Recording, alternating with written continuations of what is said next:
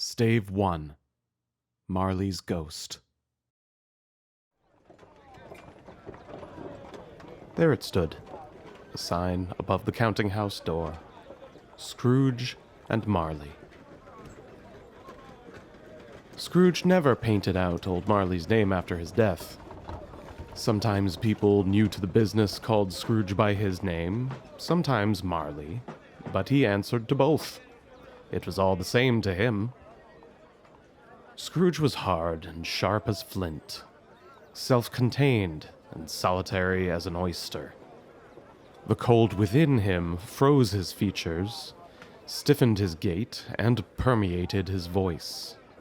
His coldness permeated everything about him, and followed him everywhere he went. Scrooge's office was frigid in the winter, and he didn't warm it a single degree at Christmas. No warmth could warm, nor wintry weather chill him. The heaviest rain, snow, hail, and sleet could boast of only one advantage over him. They often came down handsomely, and Scrooge never did.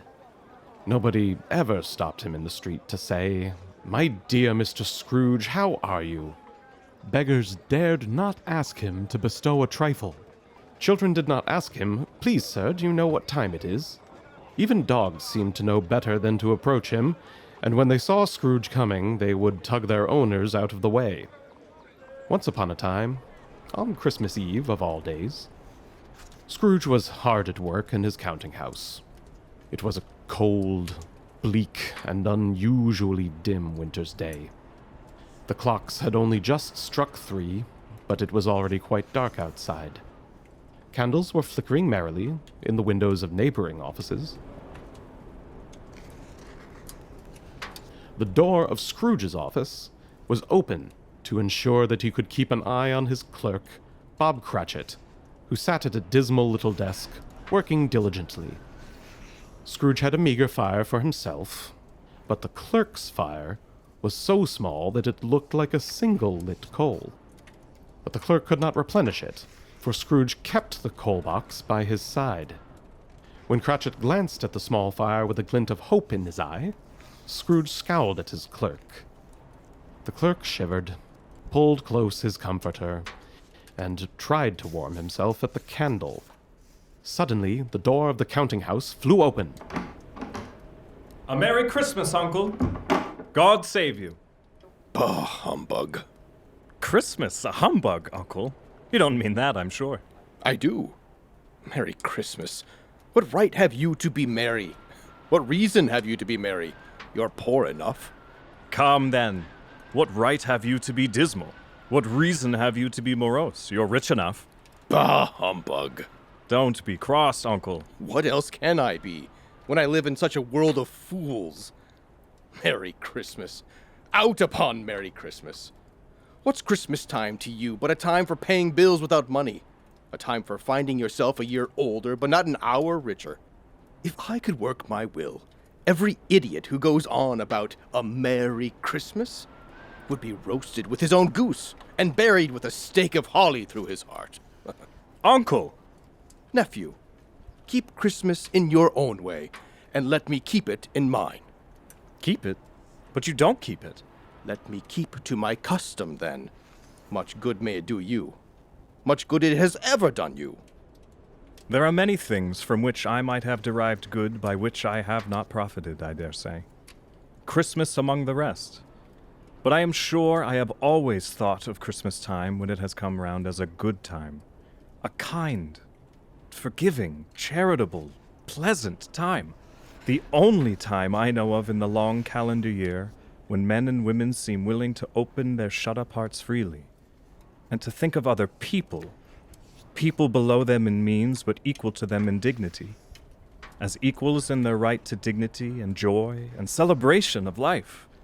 And therefore, Uncle, though it has never put a scrap of gold or silver in my pocket, I believe that it has done me good, and will continue to do me good. And so I say, God bless it. God bless us, each and every one. One more sound from you, and you'll be celebrating Christmas at the soup kitchen. You're quite the eloquent speaker. It's a wonder why you don't go into politics. Or the clergy. Please don't be angry, Uncle. Come, dine with us tomorrow. I suggest you share your Christmas sermon with all the other sentimental folk that wind up in Bedlam, where they belong. But why? Why did you get married? Because I fell in love? Because you fell in love. Good afternoon. Uncle, you never came to see me before that happened. Why give it as a reason for not coming now? Good afternoon. I want nothing from you. I ask nothing of you. Why cannot we be friends? Good afternoon. I am sorry with all my heart to find you so resolute. We have never had any quarrel that I'm aware of, but I have come to you in honor of the holiday, and I'll keep my Christmas humor to the last.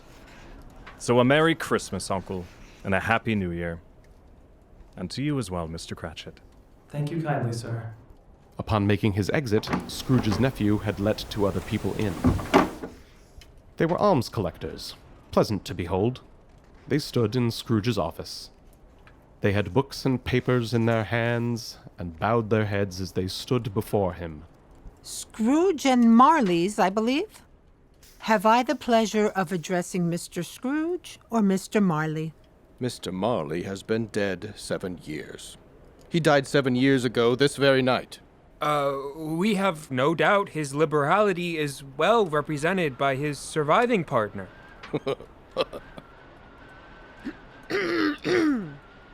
At this festive season of the year, Mr. Scrooge, it is more than usually desirable that we set aside provisions for the poor and destitute, who suffer greatly at the present time.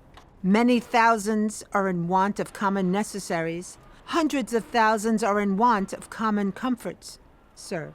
Are there no prisons? There are plenty of prisons. Excellent.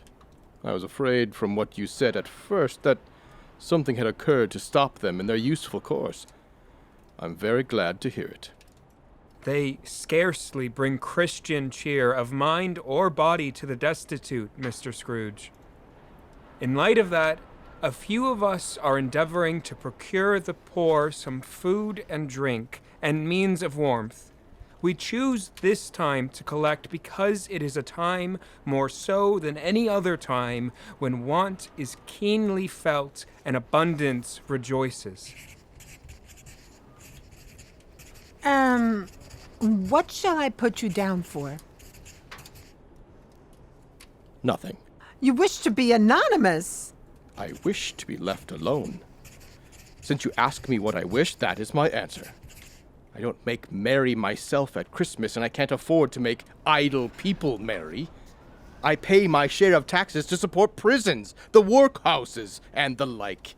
They cost enough, and those who are badly off must go there. Many can't go there, and many would rather die. If they would rather die, they had better do it, and decrease the surplus population. I suggest you make your exit. Good afternoon. God bless ye, merry gentlemen. Silence! Nothing you dismay. Silence, I say! At length, the hour of shutting up the counting house had arrived. You'll want all day tomorrow, I suppose. If quite convenient, sir. It's not convenient, and it's not fair. Why should I lose a day's wages while you receive a day's wage without a day's work? If you would be so kind, Mr. Scrooge. After all, it is only once a year, and my wife and children cherish it so. A poor excuse for picking a man's pocket every 25th of December. But I suppose you must have the whole day. Be here all the earlier next morning. I will, sir. I promise you. And a very Merry Christmas and a Happy New Year to you and yours. Bah, humbug. Scrooge, having no reason to stay at the counting house, went to his quiet quarters. He lived in chambers which had once belonged to his deceased partner. His home was dreary and dismal enough, for no one lived in it but Scrooge. There was nothing at all exceptional about the knocker on the door to Scrooge's home, except that it was large. It is also a fact that Scrooge had seen it night and morning during his whole residence in that place. Let it also be said that Scrooge had not spared one thought on Jacob Marley in years since he had mentioned his partner's death earlier that very afternoon. And then let any man explain it to me if he can, how it happened that Scrooge, having left his key in the lock of the door, looked at the knocker, and saw not a knocker, but Jacob Marley's face. Startled, Scrooge sought to take a closer look, but as soon as he recovered from his shock, the knocker appeared to be a simple knocker once more. To say that he was not startled, or that his heart was not beating hard, would be untrue. But Scrooge put his hand upon the doorknob regardless, turned it sturdily, walked in, lit his candle, and closed the door with a bang. Scrooge was not the sort of man to be frightened by echoes, but the sight of Jacob Marley's face was burned into his mind's eye and made him uneasy. He fastened the door and walked across the hall and up the stairs, more cautiously than usual. Before he shut the door to his bedroom, Scrooge glanced about the hallway to ensure that everything appeared as it always had. He had just enough recollection of the face to feel the need to survey the room. Satisfied that all was in its usual state, he closed his bedroom door and locked himself in. Double-locked himself, in fact, which was not his custom.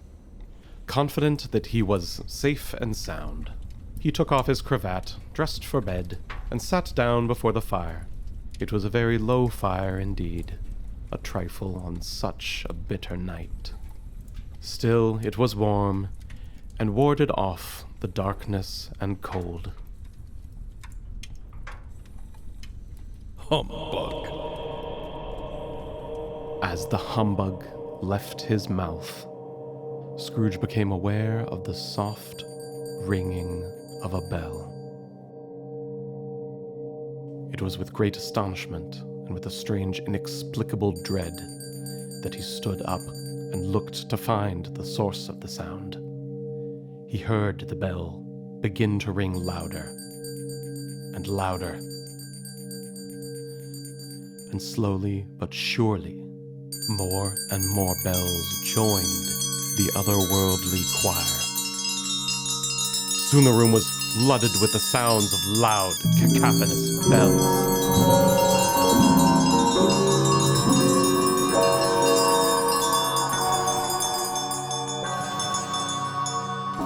Suddenly, the bells ceased as they had begun, together. They were succeeded by a clanking noise, as if some person were dragging a heavy chain over a stone floor. Scrooge then remembered once hearing that ghosts that haunted houses were often described as dragging chains. It's still humbug. I won't believe it. His skin grew pale, though, when, without a pause, it came through the bedroom door and entered into the room before his eyes. The dying flame in the fireplace leaped up, as if it were to exclaim, "I know him! That is Marley's ghost!" and died, leaving the room dark, except for the faint, eerie light emanating from the spectre. The chain it drew was clasped about its middle. It was long and wound about him. It was made of cash boxes, keys, padlocks, ledgers, deeds, and heavy purses wrought in steel. His body was transparent, so that Scrooge, observing him, could see the smoldering wood in the fireplace. Who are you? Ask me who I was. Who were you then? You're particular for a shade. In life, I was your partner, Jacob Marley. Can you sit down? I can. Scrooge asked the question because he didn't know whether a ghost might find itself able to sit in a chair. But the ghost sat down on the opposite side of the fireplace, as if he were quite used to it. You don't believe in me. I don't. What reason do you have to doubt your senses? I don't know. Why do you doubt your senses? Because a little thing affects them. Perhaps I am having a bad dream. Perhaps you are the product of a bad meal. You may be the product of an undigested bit of beef, a crumb of bad cheese, a fragment of an underdone potato. There's more of gravy than of grave about you, whatever you are. Scrooge was not in the habit of cracking jokes, nor did he feel in his heart by any means comical at that moment. The truth is that he tried to be smart, as a means of distracting himself and keeping his terror at bay. For the specter's voice disturbed the very marrow of his bones. At this mockery, the spirit raised a frightful cry and shook its chain with such a dismal and appalling noise that Scrooge held on tight to his chair to save himself from falling to the ground in fear. Mercy! I beg thee! Dreadful apparition! Why do you trouble me? Man of worldly mind, do you believe in me or not? I do! I must! But why do spirits walk the earth? And why do they come to me? It is required of every man that the spirit within him should walk among his fellow men and travel far and wide. And if that spirit goes not forth in life, it is condemned to do so after death. It is doomed to wander through the world and witness what it cannot share, but might have shared on earth, and turned to happiness. Oh, woe is me. Oh! You are wrapped in chains. Will you tell me why? I wear the chain I forged in life. I girded it on of my own free will, and of my own free will I wore it. Do you know the weight and length of the strong coil you bear yourself? Yours was full and as heavy and as long as this 7 Christmas Eves ago. You have labored on it since. Yours is a tremendous chain. Scrooge glanced about him on the floor, expecting to find himself surrounded by some 50 or 60 fathoms of iron cable. But he could see nothing. Oh, Jacob Marley, I don't understand. Have you anything comforting to tell me? I have no comfort to give, Ebenezer Scrooge. I cannot rest. I cannot stay. I cannot linger anywhere. My spirit never left our counting house, mark me. In life, my spirit never roved beyond the narrow limits of our money-changing hole. And weary journeys lie before me till the end of eternity. You must have been very slow about it, Jacob. Slow? 7 years dead?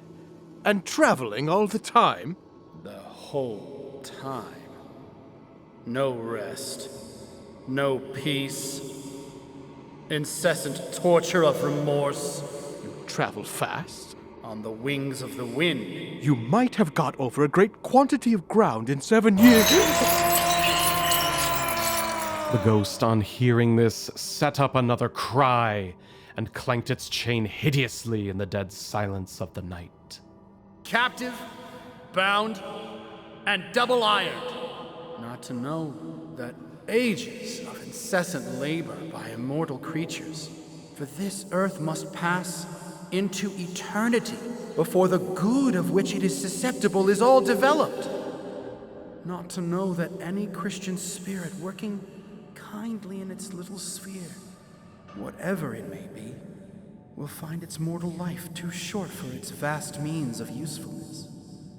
Not to know that no space of regret can make amends for one life's opportunity misused. Yet such was I. Oh, such was I. But you were always a good man of business, Jacob. Business. Mankind was my business. The common welfare was my business. Charity, mercy, forbearance, and benevolence were all my business. The dealings of my trade were a drop of water in the comprehensive ocean of my business. The ghost held up its chain at arm's length, as if that were the cause of all its unavailing grief, and flung it heavily upon the ground. At this time of the rolling year I suffer most. Why did I walk through crowds of fellow beings with my eyes turned down, and never raise them to that blessed star which led the wise men to a poor abode? Were there no poor homes to which its light would have conducted me? Scrooge was deeply disturbed by the ghost's words, and began to tremble. Hear me. My time is nearly gone. I will. Don't be vague, Jacob. Please. How it is that I appear before you in a shape that you can see I may not tell. I have sat invisible beside you many and many a day. It was not an agreeable idea. Scrooge shivered and wiped the cold perspiration from his brow. I am here tonight to warn you that you have yet a chance and hope of escaping my fate. A chance and hope of my procuring Ebenezer. You were always a good friend to me. Thank you. You will be haunted by 3 spirits. Scrooge could feel his heart beating rapidly in his chest. Is that the chance and hope you mentioned, Jacob? It is. I think I'd rather not. Without their visits, you cannot hope to shun the path I tread. Expect the first when the clock strikes midnight. The second when the church bell's song has ended. And the last when faith is lost.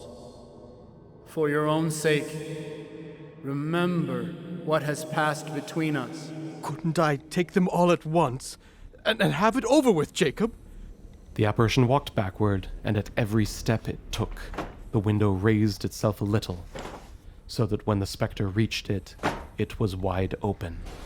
It beckoned Scrooge to approach, which he did. When they were within 2 paces of each other, Marley's ghost held up its hand, warning him to come no nearer.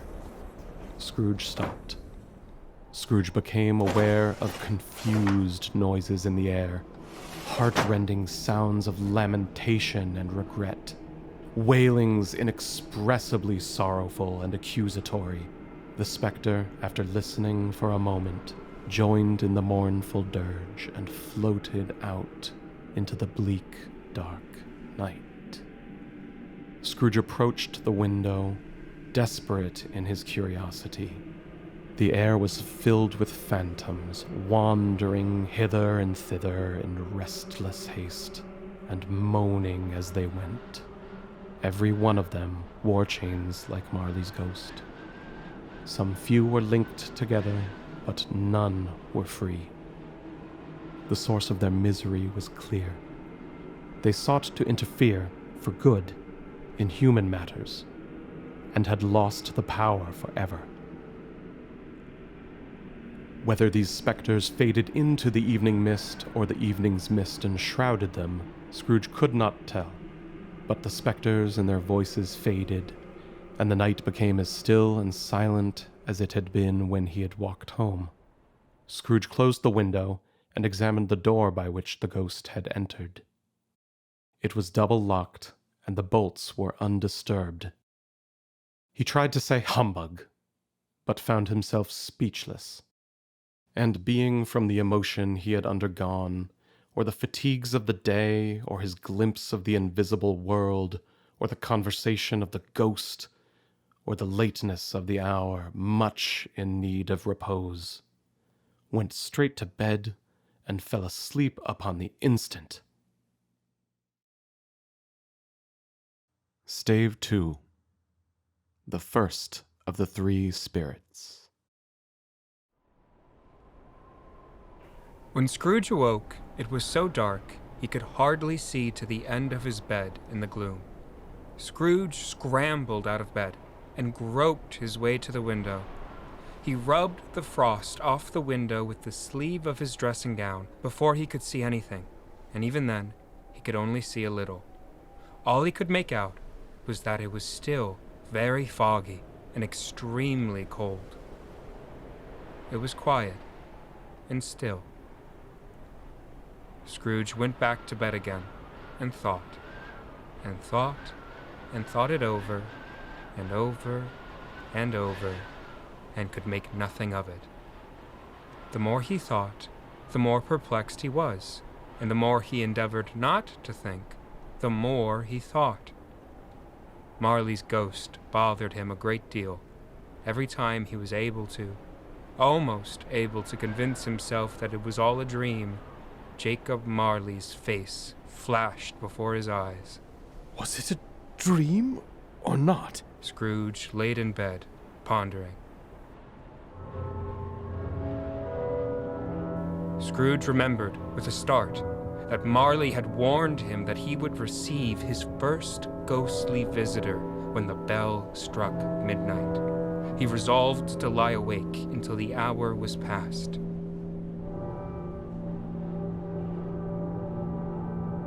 Suddenly, and without warning, a glorious light filled up the room. Scrooge found himself face to face with an unearthly visitor.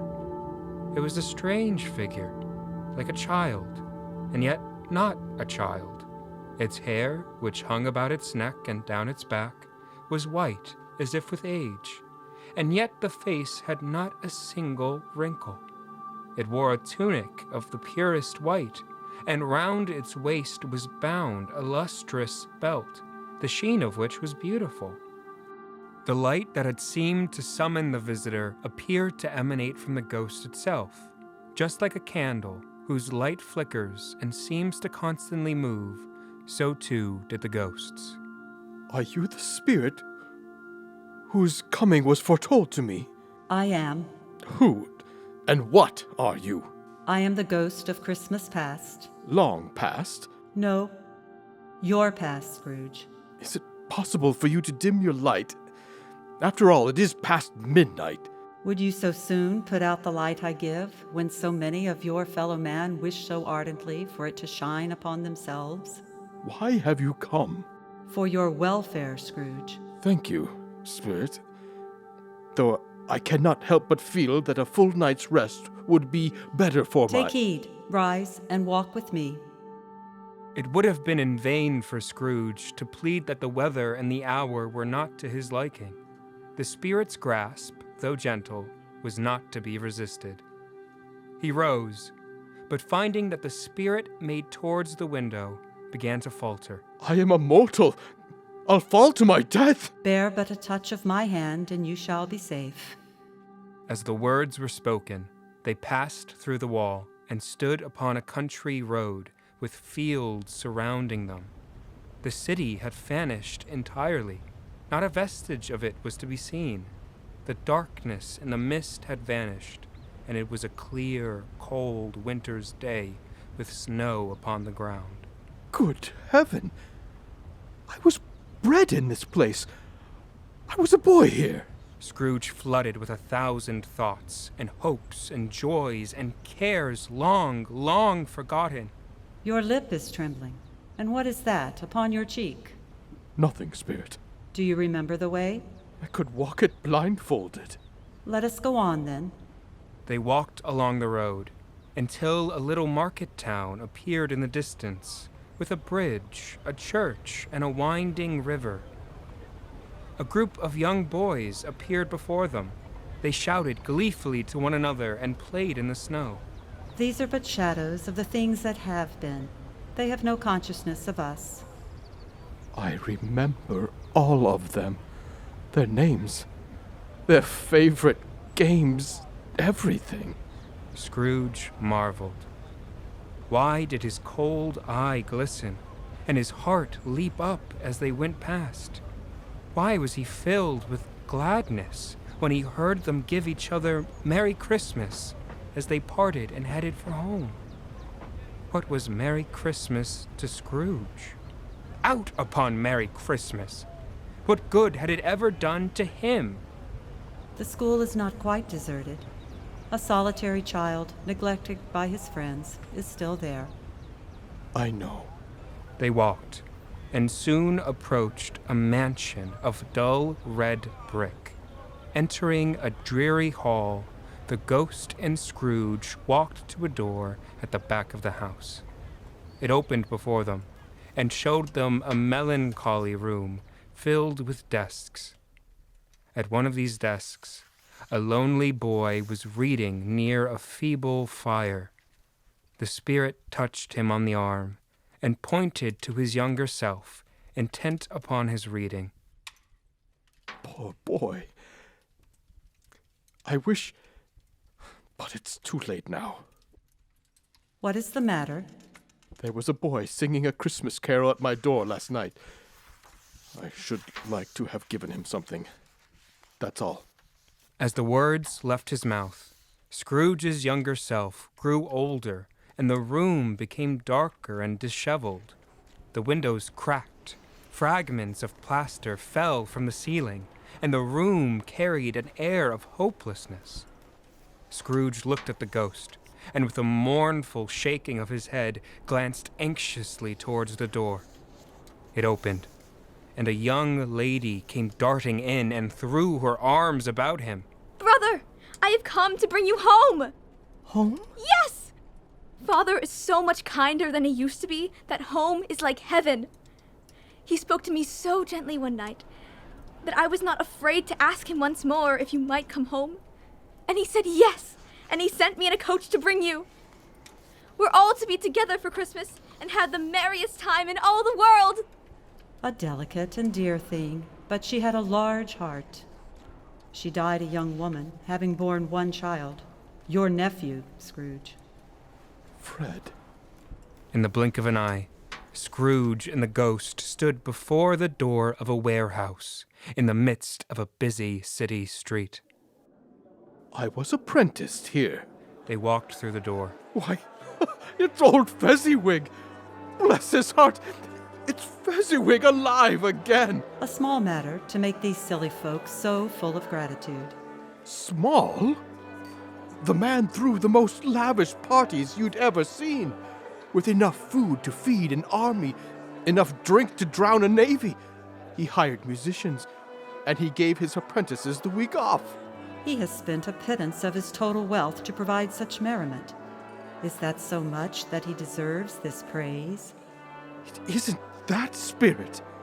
He had the power to render us happy or unhappy, to make our service light or burdensome, a pleasure or a toil.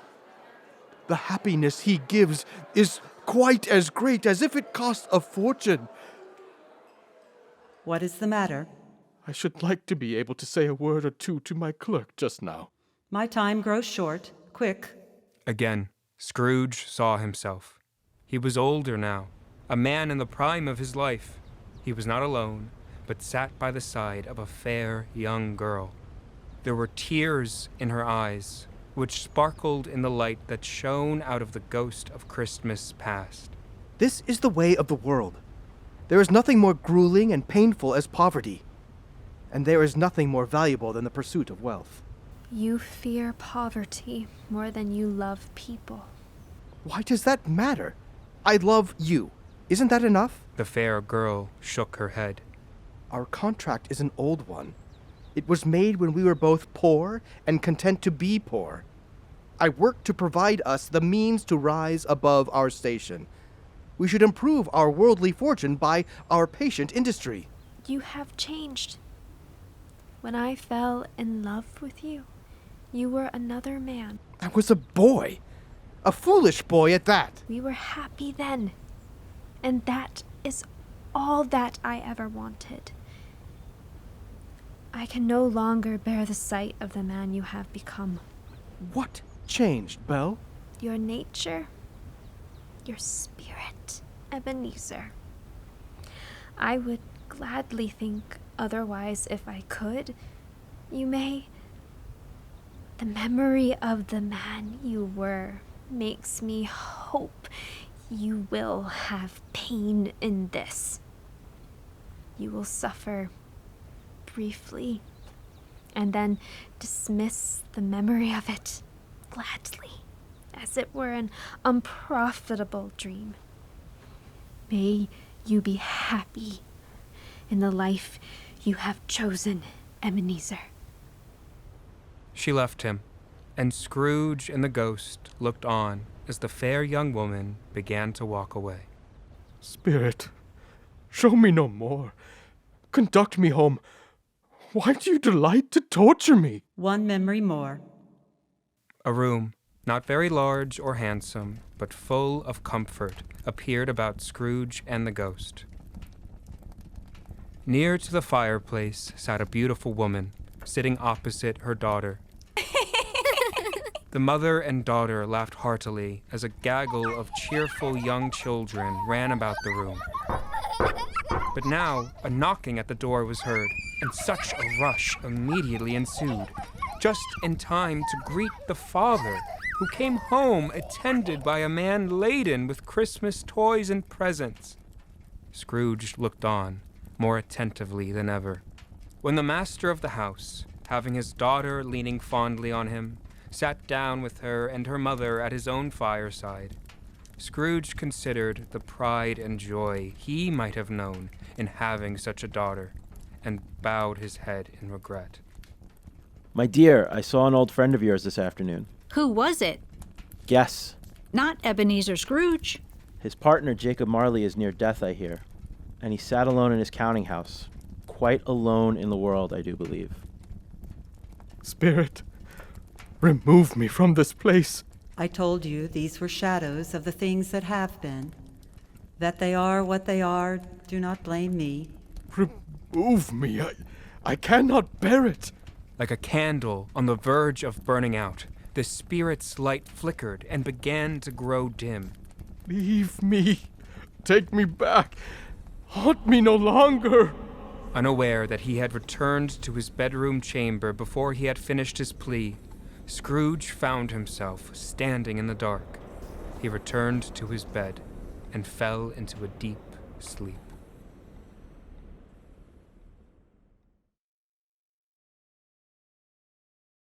Stave 3. The second of the three spirits.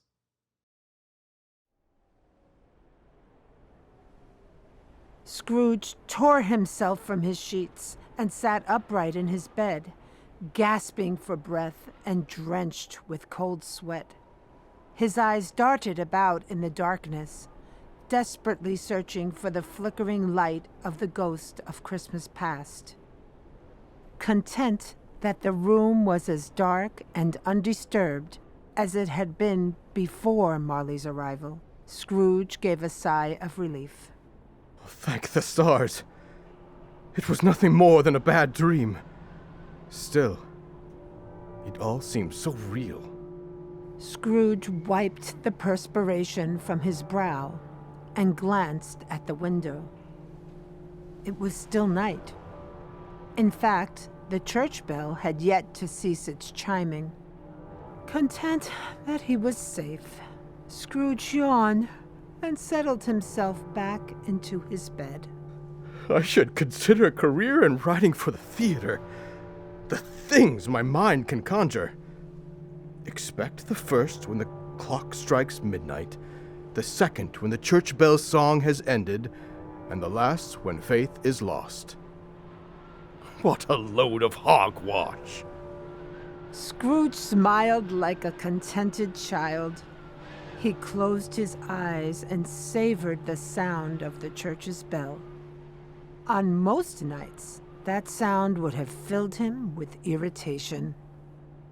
Tonight, it was as sweet as a symphony. Silence. The sweet, comfortable silence of Christmas Eve. Scrooge inhaled deeply through his nose. He could have sworn he was in the midst of a great feast taking place in the woods, for he smelled the most delightful melange of roast meats, freshly baked bread, and the sweet fragrance of holly. Scrooge opened his eyes and was astonished at the sight. It was his own room. There was no doubt about that. But it had undergone a surprising transformation. The fireplace was lit, and the fire was roaring with the pride of a lion. The walls and ceiling were covered with lush, verdant greenery. Crisp leaves of holly, mistletoe, and ivy reflected back the light from the fireplace like smiling mirrors. Heaped up on the floor like a cornucopia were perfectly roasted turkeys, stacks of richly glazed ham steaks, and a gaggle of gorgeously prepared geese. Long lengths of sausages were strung about the room like celebratory banners. Steaming chestnuts, cherry-cheeked apples, and rosy pomegranates hung from the greenery like lanterns. Sumptuous and towering cakes tickled the ceiling. Lounging comfortable by the fire sat a jolly fellow, glorious to see, who bore a wide smile. Come, Scrooge. Come and know me better, my dear man. Scrooge rose timidly from his bed and hung his head like a boy being scolded by his teacher. He was not the proud and arrogant Scrooge from earlier that day. And though the spirit's eyes were clear and kind, he did not like to meet them. I am the ghost of Christmas present. Look upon me. Scrooge did so. This spirit was clothed in a simple green robe that was trimmed with white fur. This garment hung so loosely on the figure that its chest was bare. Its feet were also bare, and on its head it wore a crown of roses. The ghost's hair was a rich mahogany brown, and so long that it fell about its broad chest. Girded round its middle was an antique scabbard, but there was no sword in it, and the sheath appeared to be eaten up with rust. Its genial face, sparkling eye, cheery voice, and joyful air brought a smile to Scrooge's face, in spite of his fear. Scrooge's cheer was soon replaced with apprehension when he saw that amongst the beautiful petals of the crown of roses were sharp thorns. You have never seen the likes of me before, have you? Never. The ghost of Christmas present rose from Scrooge's chair. Spirit, conduct me where you will. I went forth last night with the ghost of Christmas past, and learnt a lesson. If you have something to teach me, let me profit by it. Good man. Touch my robe. Scrooge did as he was told. The pleasant scene of fire, food, and foliage vanished instantly. The pair stood in the city streets on Christmas morning, where the people made a rough but not unpleasant kind of music with their actions. Some folks scraped snow from the pavement in front of their dwellings. Children played and dogs barked merrily.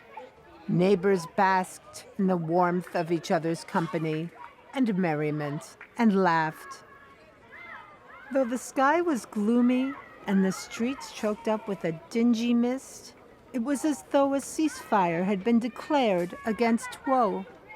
There was nothing cheerful in the climate, yet there was an air of cheerfulness that even the balmiest spring day would have envied to inspire. Soon the steeples began their song, calling all good Christians to church and chapel, and away they went, flocking through the streets in their best clothes and with their gayest faces. At the same time, emerging from what seemed like the void, innumerable disheveled and underdressed people came shuffling towards the steeples. Though their garments were shabby and their faces thin with want, their eyes shone with hope. The sight of these poor revelers appeared to interest the spirit very much. As they passed, the spirit showered them with a glittering light that coalesced into a halo above their heads. What is it that you are throwing on them, Spirit? It is the light of gratitude, Scrooge. For even under the weight of their earthly woes, and with eyes blinded by mortality, these people's hearts are open to the light of gratitude, and thus they are blessed. Scrooge cast his gaze to his feet, wondering if, perhaps to an onlooker, he might have such a light to brighten his countenance. In time, the bells ceased, and the town was quiet once more. In the stillness, Scrooge lifted his face and looked at the ghost of Christmas present. Would you share your light with anyone, rich or poor or indifferent? It is not mine to give or withhold. It is for all people to receive. That said, I do find that it is the poor that most often find themselves open to receiving it. Surely the rich are in need of such a light. Yes, and the rich are often in greater need of such a light. And yet, it is often the poor that are most willing to share that light. Therefore, it is of greater prudence to me to ensure that the light is given to those who will do the most good with it. Spirit, I do not understand. Wouldn't your light be best shared by those with the means to share it? After all, how can a poor man share anything when he has nothing to his name? Are you saying that though you have no light to share, you are better equipped to share my gifts than I? Scrooge found himself at a loss for words and hung his head. There are others upon this earth who lay claim to speak on my behalf, and who do deeds of passion, pride, ill will, hatred, envy, bigotry, and selfishness in my name. These folk are strange to me and my kin. Should you choose to share your gifts, or keep them to yourself, the choice is yours to be made of your own free will. Charity can only happen freely and with humility. Otherwise, it is not charity. Remember that. Scrooge promised that he would, and they went on, invisible, into the suburbs of the town. Perhaps it was the ghost's kind and generous nature that led them to the Cratchit home. Maybe it was the light that emanated from the Cratchit home that led Scrooge, and the ghost of Christmas Present was simply accompanying Scrooge on his journey. Maybe the light that shone from the Cratchit house was the light that guides all people of faith to good deeds. In any case, once they arrived at the Cratchit's home, the house shined even brighter. It shone with such beauty and magnificence that it brought a tear to Scrooge's eye. Bob Cratchit earned a pittance of a salary. Scrooge knew that well. And yet, Bob Cratchit possessed something greater than any of the riches that Scrooge had ever known. Oh dear, I pray Martha will be back soon. Mother, I'm home. Bless your heart, how late you are. I had to finish up the work from last night and clean up the shop this morning, Mother. As long as you are home and safe, I count my blessings with a glad heart, my sweet girl. Sit down before the fire and warm yourself. You'll catch your death in this cold. Your father should be home any minute. I will fetch the little ones. It was as if her words had magicked her husband home. Bob Cratchit walked in through the door, his cheeks ruddy from the cold. Martha, my dear, you're home. Mr. and Mrs. Hopkins said that since my work was finished, I could take Christmas Day. Here, Father, I brought this from the shop for you. Martha handed her father a patchwork scarf, tenderly stitched together. It glowed with the gentle radiance of the morning sun. I made it for you. I know how cold Mr. Scrooge's office is. My sweet girl, thank you. But I insist. I want you to keep it for yourself, for the walk home from the shop. Father. Scrooge, do you not see the bitter fruits of your selfishness? That poor girl was willing to brave the frost, to spare her father suffering in the cold. The colds that you permit to chill your counting house. Surely you can afford to spare the coal to save these two from the cold. Coal is expensive. Yes, it is. And suffering is free.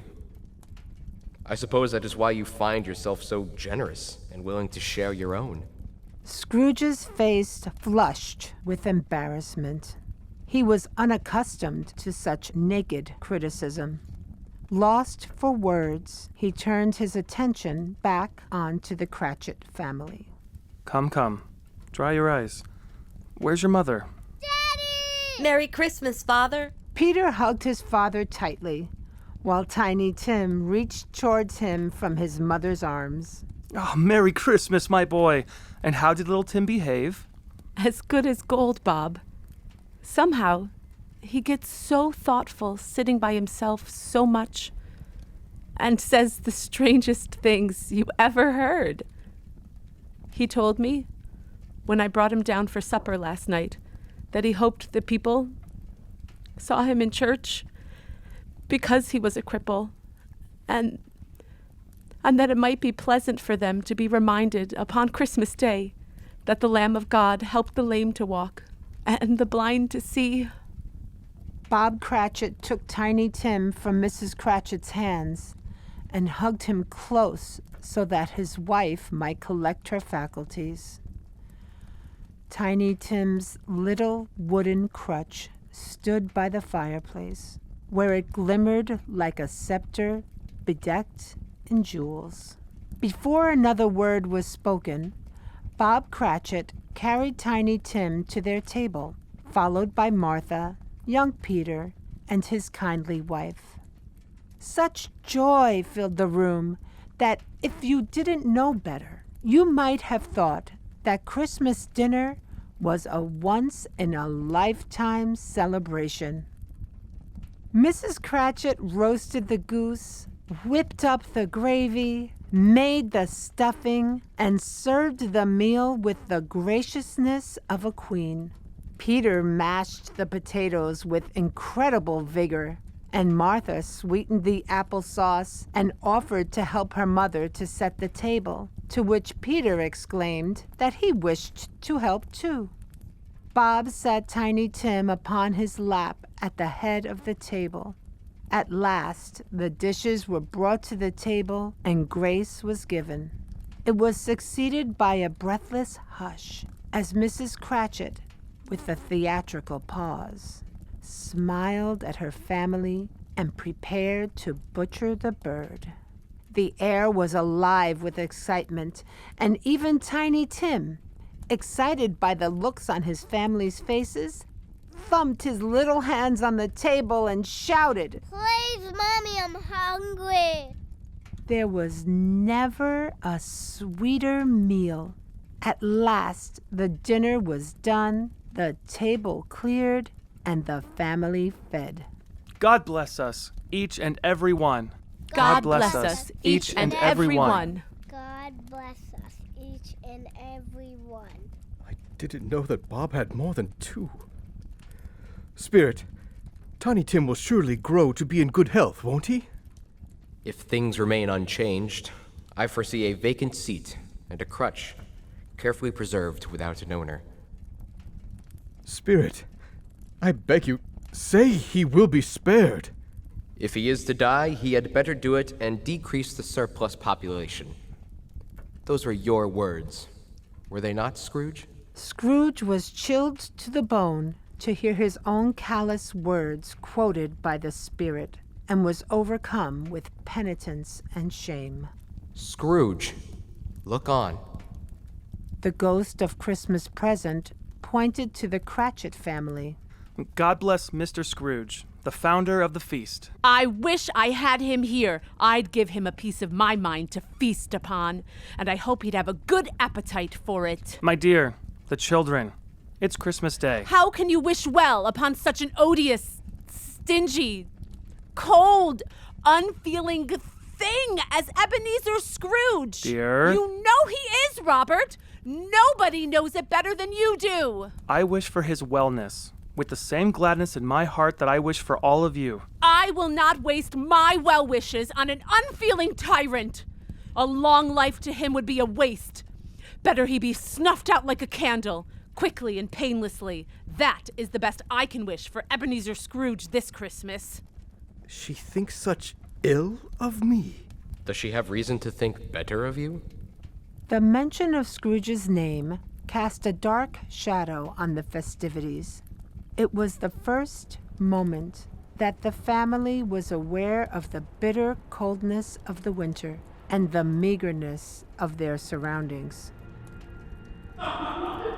It was a great surprise to Scrooge to hear an unfamiliar laugh. It was a much greater surprise to Scrooge when he realized it was his own nephew's laugh. Scrooge and the ghost of Christmas Present were standing in a gleaming room beside his nephew and his wife. The ghost of Christmas Present stood by Scrooge's side, smiling fondly at the sight. While it is an unpleasant truth that disease and sorrow are contagious, it is a greater joy to know that there is nothing in the world so irresistibly contagious as laughter and good humor. And he said that Christmas was a humbug. And as a matter of fact, I think he believed it, too. Shame on him. He's a strange old fellow, that's the truth. Not as pleasant as he could be. Nevertheless, I have nothing to say against him. I'm sure he is very rich, Fred. At least you always tell me so. His wealth is of no use to him. He doesn't even make himself comfortable with it. He hasn't the satisfaction of thinking that he's ever going to benefit us with it.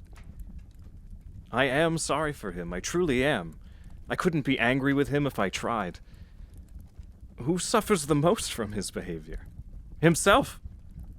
He won't come and dine with us on Christmas. What's the consequence for us? It's him that has lost out on a free hot meal with his family after all. I think he loses a very good dinner.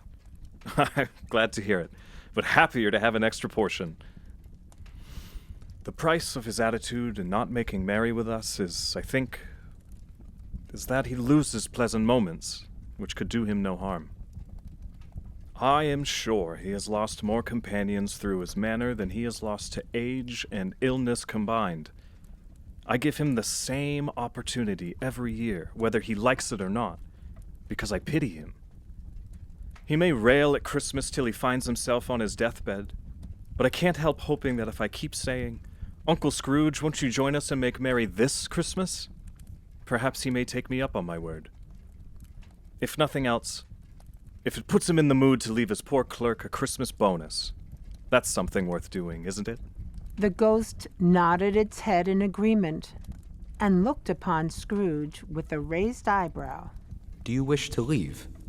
No. No. They seem to be playing a game. I think I'd like to watch them make merry just a little while longer.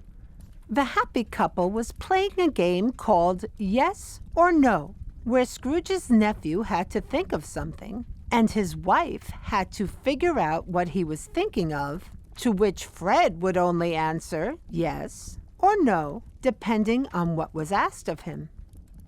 His wife elicited from him that he was thinking of an animal, a live animal, a rather disagreeable animal, an animal that growled and grunted sometimes, and talked sometimes, and walked about the streets.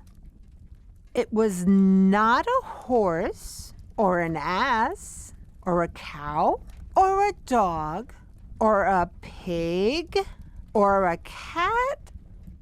At every question that was asked, Scrooge's nephew would burst into a fresh roar of laughter, and was so inexpressibly tickled that he was obliged to get up off the sofa and stamp. At last, his wife found out the answer.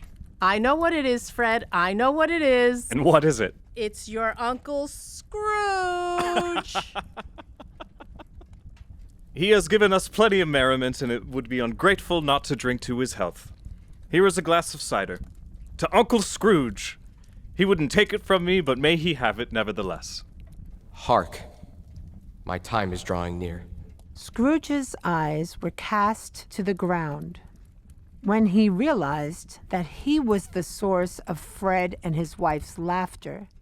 Scrooge found himself rather uncharacteristically sheepish. He noticed a strange sight at the feet of the ghost of Christmas present. What is that protruding from your skirt, spirit? Look, and do not shield your eyes. From the foldings of its robe, the ghost brought forth 2 children, wretched, hideous, and miserable. They knelt down at its feet and clung upon the outside of its garment. They were a boy and girl, meager, ragged, and scowling, but prostrate, too, in their humility. Where graceful youth should have made their features round and gentle, theirs were pinched, harsh, and wicked. No invention of humanity could eclipse these monsters in their horror.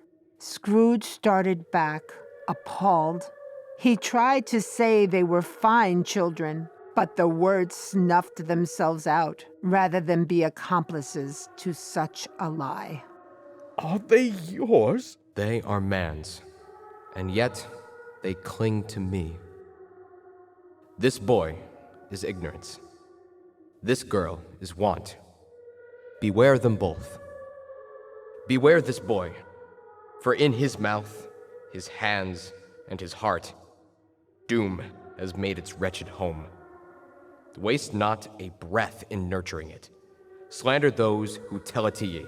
Deny it. Beware this girl, for her appetite is as boundless as the heavens and unquenchable as the fire that swallows up the land. Waste not your fortune in feeding her.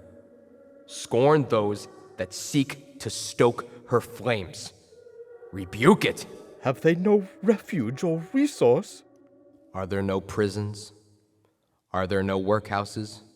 Scrooge fell to his knees in shame and supplication, and the town's church bell rang with a plaintive song.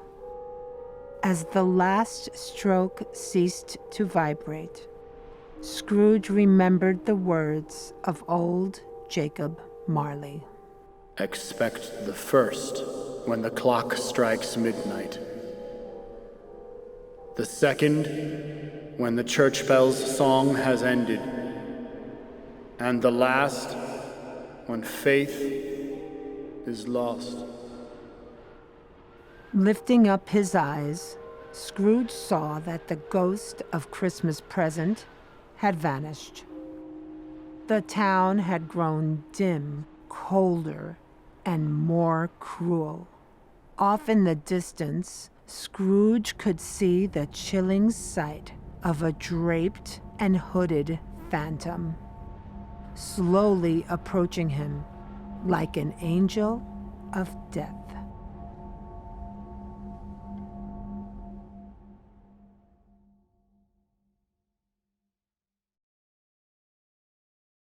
Stave 4. The Last of the Spirits.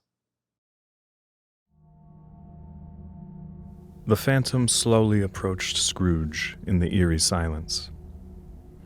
It was shrouded in a deep black robe, which concealed its head, its face, its whole form. Nothing about the figure was visible, except for a single outstretched hand. When it came near him, Scrooge prostrated himself before the spirit in supplication. The phantom's ethereal presence filled him with a solemn dread. When the spirit reached Scrooge, it neither spoke nor moved. I am in the presence of the ghost of Christmas yet to come? The phantom answered not, simply standing before Scrooge. You are about to show me shadows of the things that have not yet happened, but will happen. Is that so, Spirit? Again, the phantom said nothing. Although well used to otherworldly company by this point, Scrooge feared the silent phantom far more than any of the spirits that preceded its arrival. The phantom paused a moment, as though it sensed his fear, and gave him time to recover his bearing. But Scrooge was all the worse for this. It thrilled him with a vague, uncertain horror to know that behind the shroud that was blacker than a starless sky were ghostly eyes intently fixed upon him, while Scrooge could see nothing but a spectral hand emerging from a black void of unknown horror. Ghost of the Christmas yet to come. I fear you more than any specter I have seen thus far. I know your purpose is to do me good, and as I hope to be a better man than what I was, I am prepared to bear you company, and do so with a thankful heart. Please, will you not speak to me? The phantom gave no reply. Lead on. Your time is waning fast, and it is precious, I know. Lead on, Spirit. The phantom seemed to glide above the ground. Scrooge followed in the shadow of its robe. They walked down the main road, unseen by the few souls that dared brave the dark and cold. As they strolled, Scrooge overheard a hushed conversation. I don't know much about it either way. I only know that he's dead. When did he die? Last night, I believe. Why? What was the matter with him? I thought he'd never die. God knows. What's he done with his money? I haven't heard. Left it to his company, perhaps. He hasn't left it to me. That's all I know. Should we make up a party and volunteer to attend? I don't mind going, if a lunch is provided. Scrooge shuddered. From the cold of the wind, or from the coldness of their words, I cannot say. The phantom continued onwards. Scrooge followed down the quiet street and went into an obscure part of the town where Scrooge had never dared to tread. Though he was unfamiliar with the street names and the dingy shops, he recognized its situation. The whole quarter reeked with crime, filth, and misery. In the midst of this den of ill repute stood a singularly unkind-looking second-hand shop. Outside the storefront were two people, clutching large bags with hungry looks in their eyes. Every person has a right to take care of themselves. He always did. That's true. Indeed. Who's the worse for the loss of a few things like these? Not a dead man, I suppose. Maybe if he'd been decent to somebody, he'd have someone to look after him when he was struck with death, instead of lying, gasping out his last there, alone, by himself. Nothing truer has ever been said. Scrooge listened to this dialogue in horror. He viewed them with disgust, as though they had been grave robbing in front of his eyes. This is the end of it. You see, he frightened everyone away from him when he was alive to profit us when he was dead.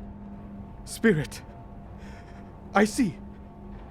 I see. The case of this unhappy man might be my own. My life tends that way now. Merciful heaven, what is this? He recoiled in terror, for the scene had changed, and now they stood in a dimly lit bedroom. On the bed, beneath a ragged sheet, lay something that was covered up.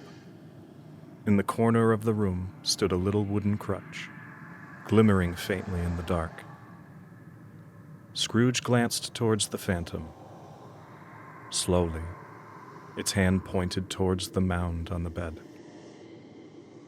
Though Scrooge could feel the thunderous beating of his heart in his chest, the small mound eclipsed all with its deafening, tomb-like silence. Scrooge and the phantom stood together for what seemed like an eternity. When Scrooge could stand it no longer, his voice cut through the air. Spirit, this is a fearful place. In leaving it, I shall not leave its lesson. I beg you, let us go. Unmoved, the phantom continued to point with an unmoved finger to the mound on the bed. I do not understand you. What have I to do with this? The phantom slowly moved its accusatory finger towards the bedroom door. As though summoned, the door opened, and behind it stood two women, dressed in mourning garb with tear-stained faces. Scrooge could scarcely breathe as he realized that he had seen these women before. Mother, are we ruined? No, my sweet girl. There is hope yet. To whom will our debt be transferred? I don't know. Your father is at their office. Spirit, please, let me see some tenderness connected with a death. The phantom stood still and silent as ever, with an unnatural slowness and smoothness. The phantom pointed its finger back to the mound on the bed. The dark hurts my eyes. My baby! My sweet baby boy! Where is my boy? Scrooge gasped and clutched the phantom's robe. Martha embraced her mother, and the women fell to the ground, sobbing. Spirit, something tells me that our parting moment is at hand. I know it, but I know not how. Tell me, why do you show me a vision of Timothy Cratchit on his deathbed? The phantom said nothing, and continued to point its finger at the corpse of tiny Timothy Cratchit. Without moving, the scene around them dissolved into nothingness. In its wake appeared a cemetery about the two of them. Scrooge and the phantom stood among the graves as snow fell silently about them. Where the phantom's unmoved finger pointed stood a solitary gravestone. Scrooge could not bring himself to face whatever horror was before them. Before I draw nearer to that stone to which you point, answer me one question. Are these the shadows of the things that will be? Or are they the shadows of the things that may be only? Still, the phantom said nothing, nor moved. Scrooge crept towards the grave, following the finger, and read his own name from the neglected headstone.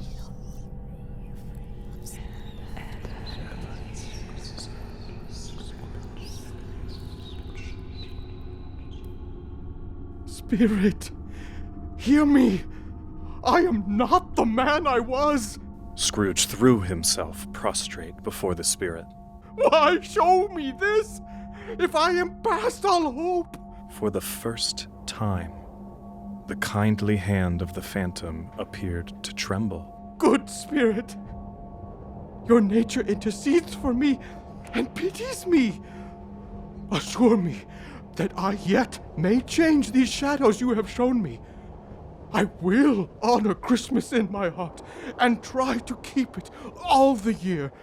I will live in the past, the present, and the future. The spirits of all three shall strive within me. I will not shut out the lessons that they teach.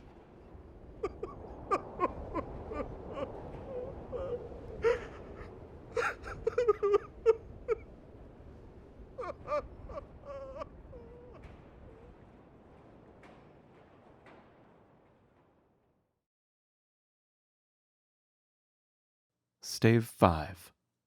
The End of It. Scrooge awoke in his bedroom on Christmas morning. The light of the new day shone with heavenly brilliance. Scrooge's face was drenched with tears, which he wiped away with his sleeve. Jacob! Jacob, if you can hear me, God praise you! I am a changed man. A better man. I am here, and the shadows of the things that would have been may be dispelled. They will be. I know they will. I don't know how long I've been among the spirits. I don't know anything. Never mind. I don't care. Oh, I don't know what to do first. I am as light as a feather. I am as blessed as an angel. I am as merry as a schoolboy. I'm as giddy as a drunken man. A Merry Christmas to everybody! A Happy New Year to all the world! Scrooge, not caring that he was in his sleeping clothes, ran straight out the front door of his home onto the streets of the town and laughed. Really, for a man who had been out of practice for so many years, it was a splendid laugh, a most illustrious laugh. The father of a long, long line of brilliant laughs.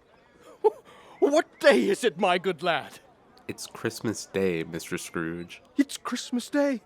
I haven't missed it. The spirits have done it all in one night. Of course they did. Hello, my fine fellow.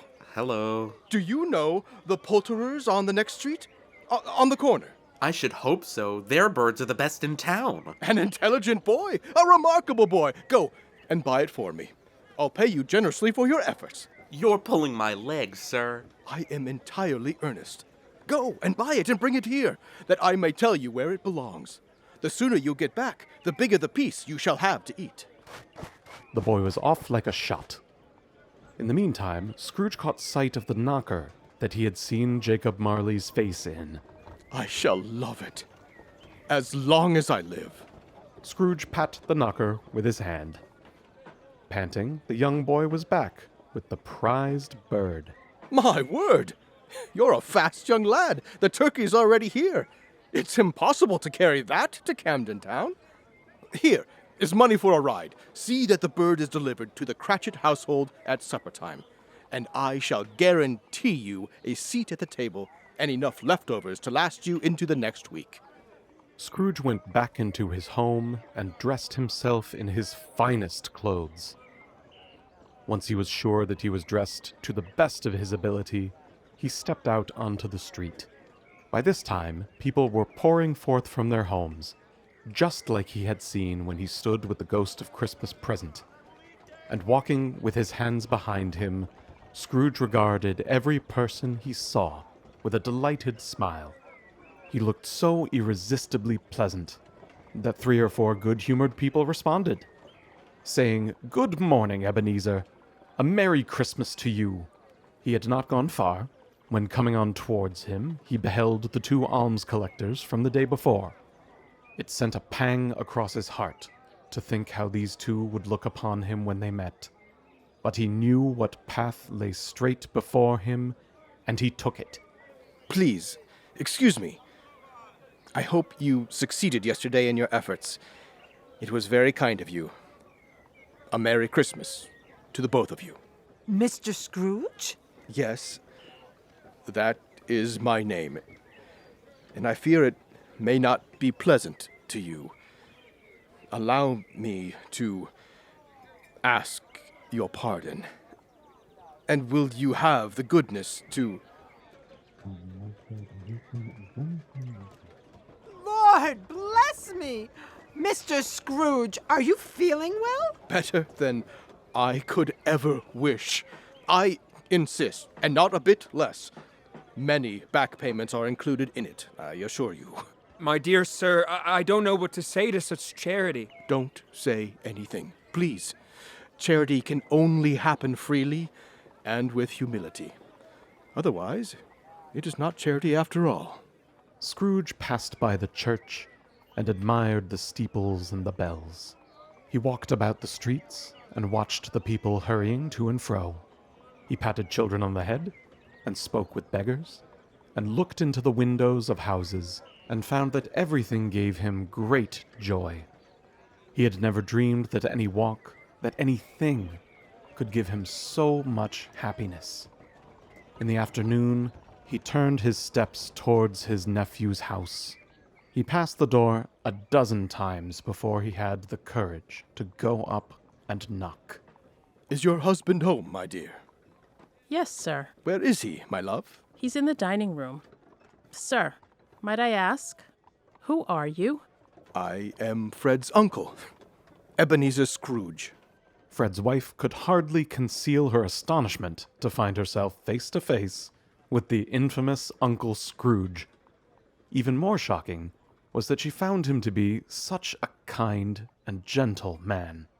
Fred, my dear man, where are you? Why, bless my soul, who's that? It's I, your Uncle Scrooge. I have come to visit. Scrooge was at home in 5 minutes. After giving both his nephew and niece a hug, he begged their pardon.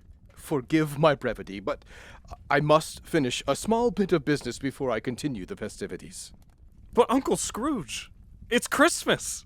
What business could you possibly have to conduct on Christmas Day? Mankind is my business. The common welfare is my business. Charity, mercy, forbearance, and benevolence are all my business, my dear nephew. As Scrooge approached his counting house, he could see Bob Cratchit and his wife standing at the door. Scrooge had to stifle a chuckle as he thought of the surprise that they had in store. What do you mean by coming here at this time of day? I am very sorry, sir. I know I'm late. You see, my wife... Step this way, sir, if you please. Once a year, Scrooge!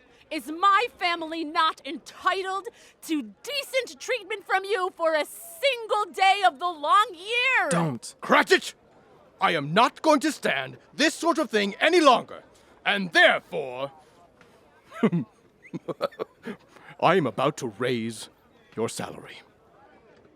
The Cratchits dared not open their mouths to reply, for they were sure that they were dreaming to hear such words from Ebenezer Scrooge's mouth. A Merry Christmas to you and yours, Bob. A merrier Christmas, my good fellow, than I have given you for many a year. I'll raise your salary and endeavor to assist your struggling family, and we will discuss your affairs this very afternoon over a Christmas feast, should your wife permit it. Let's make up the fires, and be sure to set aside a tidy sum for your daughter to get herself a new scarf before you dot a single I, Bob. The weather isn't getting any warmer until spring, and your girl should be warm on her way home. We've got a lot of changes to make to Scrooge, Marley, and Cratchit's. Scrooge was better than his word. He did it all and infinitely more. And to Tiny Tim, who did not die, he was a second father, He became as good a friend, as good an employer, and as good a man as the city could ever know. He was a better man than any other good old city, town, or borough, or the good old world had ever known. Some people laughed to see the change in him, and others were skeptical. Scrooge let them laugh, talk, and question. He did not mind them, for he was now wise enough to know that nothing ever happened on this globe for the benefit of others, at which some people did not have their fill of laughter in. Knowing that there were far greater maladies with nothing to cure them, he was quite content to laugh. His own heart laughed and was joyous, and that was quite enough for him. He had no further dealings with spirits, but thought of them every day afterwards, for the rest of his life. After that day, it was always said that Ebenezer Scrooge knew how to keep the holidays. May the same be said of you and all of us. And so, as Tiny Tim Cratchit reminds us, we say unto you, God bless us, each and every one. The End.